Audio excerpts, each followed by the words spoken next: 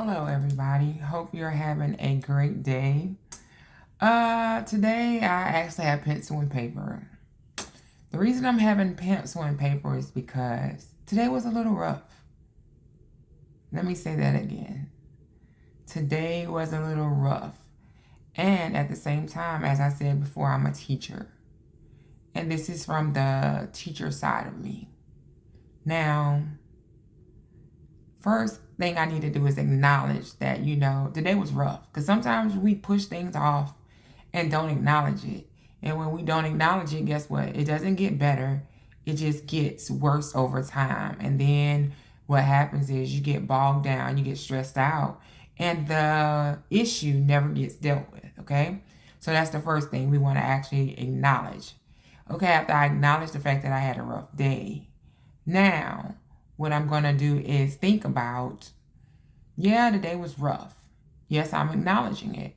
What should be my next step? And as I wrote down, my next step is going to be thinking about it as it is. When things get rough, it's just a part of my journey. I might not like that journey. I struggle probably with dealing with that journey at sometimes because, sometimes I might be a perfectionist and I want things a certain way. But the acknowledgement of, yes, rough things are going to happen and it's going to be part of my journey. So that's what we're going to start with. Next, have self-compassion. Because sometimes when things start going the wrong way, we actually fall into a negative spot. And you can think about everything that's going on negative. Even if it's the smallest thing, you make it so big that you can't get past all the positive things that actually have occurred for that day.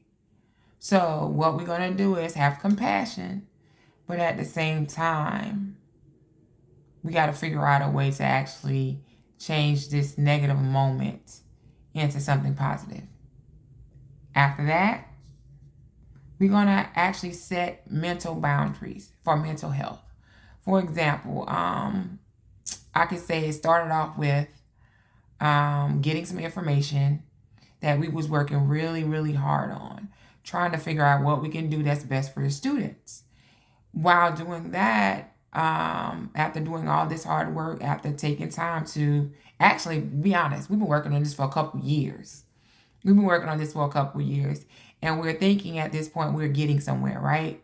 So you thinking, okay, I'm going to actually cross over this bridge. But when we got the information back that, hey, this is not going to be accepted. So with that being said, that was like another slap in the face because you've been working on it for so long and you think you're finally getting somewhere and it comes to say, hey, guess what? That's not going to happen because it's not in the best interest of the students. And that was very interesting to hear because guess what? Is it the fact that it's not in the best interest of the students, or is it the fact that you just don't have the best interest of the students in mind? Because it's not your vision of what you want to see. That's just the interesting part to me because at the end of the day, the things that we are supposed to be providing the students with, they would have gotten that and more and beyond what they're supposed to get. But it's sometimes you have people in certain areas that can't see outside of the box that they're in. But then you have these great professors and these great teachers that are in these positions, and they actually can think outside the box because they're current and they're in the classroom. But as I said, you sometimes have people that are in higher places that don't actually bring teachers and other people that are actually on the ground fighting to the table.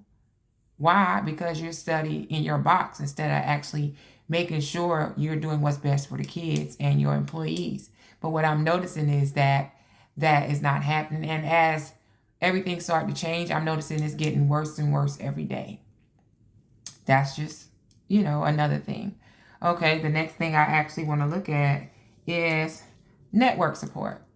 Now, when all of this was going on, what I actually love and was able to take pride in is that everybody that I work with and my PLC was on the same page.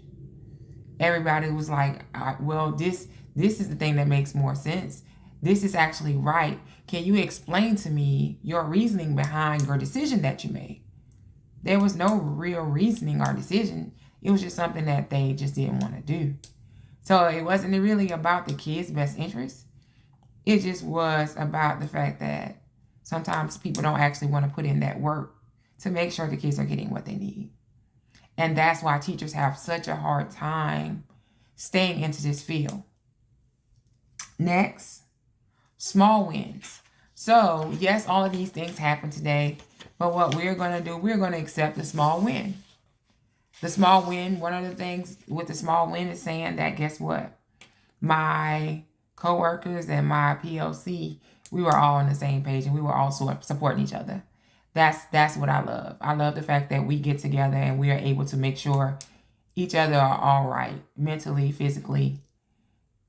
So I love that. At the same time, most of the time it's not the principal. Most of the time, administration ain't even an issue. The kids ain't even an issue. It's just that the people that make the decisions are sometimes the issue. Okay?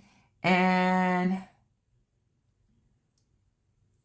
with all these things happening, you got to know when to put stuff down and take a moment and get some rest.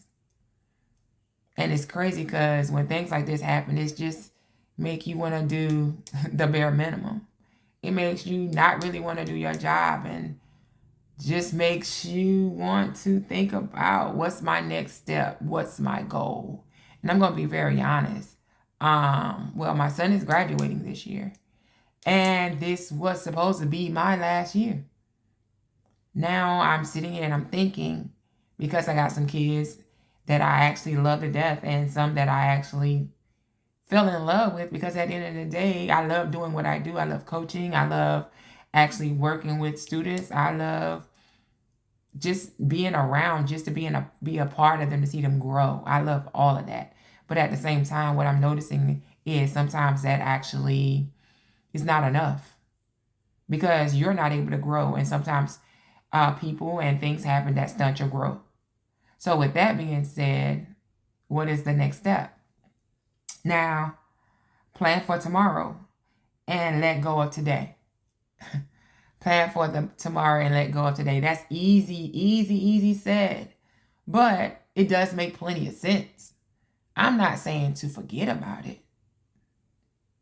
We never forget. But we always move forward.